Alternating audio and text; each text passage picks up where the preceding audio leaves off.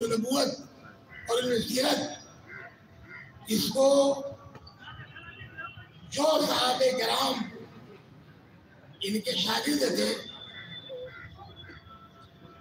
عبداللہ بن زبیر، عبداللہ بن عمر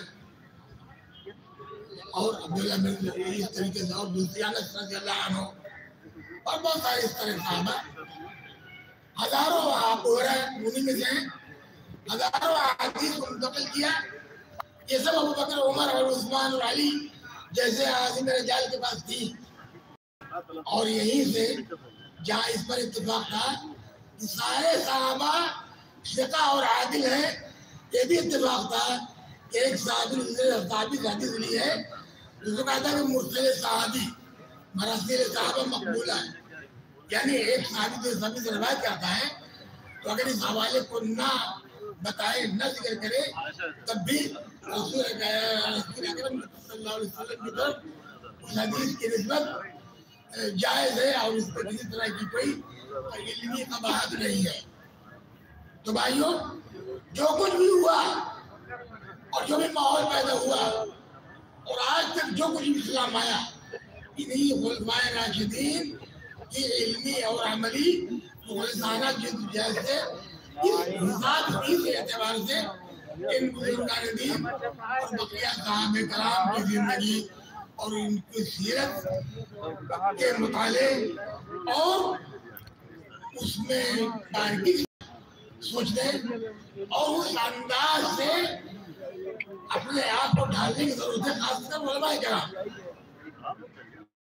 ہم کہتے ہیں کہ ہم کتاب و سنت کے عامل ہیں، اس کی ایک شرط ہے سلف صالحین کی سمجھ کے مطابق، یعنی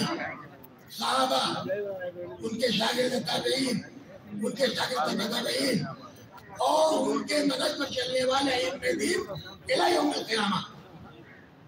یہ ہماری سند ہے۔ صحابہ کرام کو بالکل شروع سے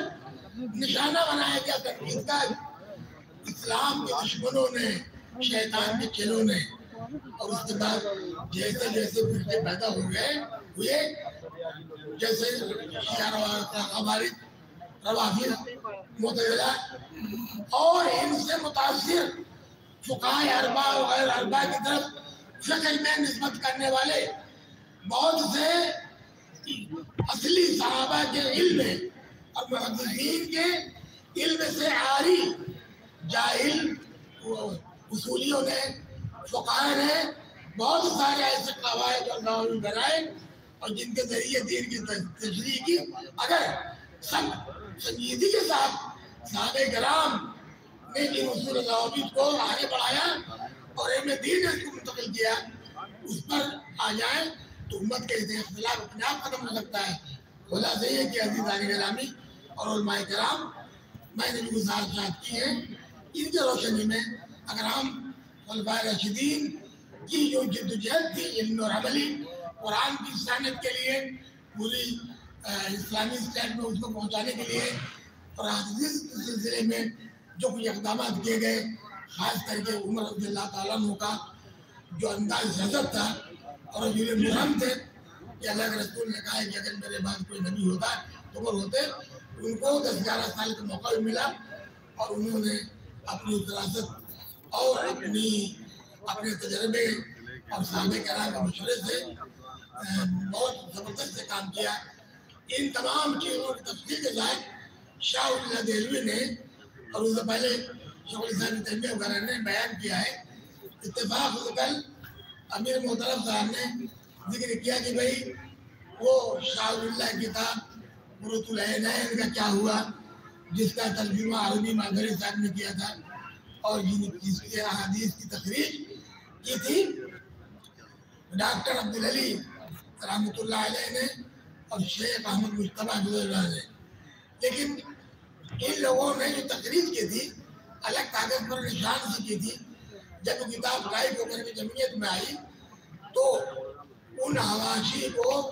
وہاں فٹ کرنے میں کچھ غلطیاں ہوئیں،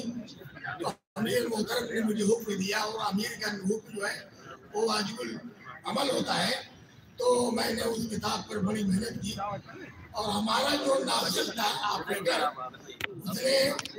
مزید نشانات لگا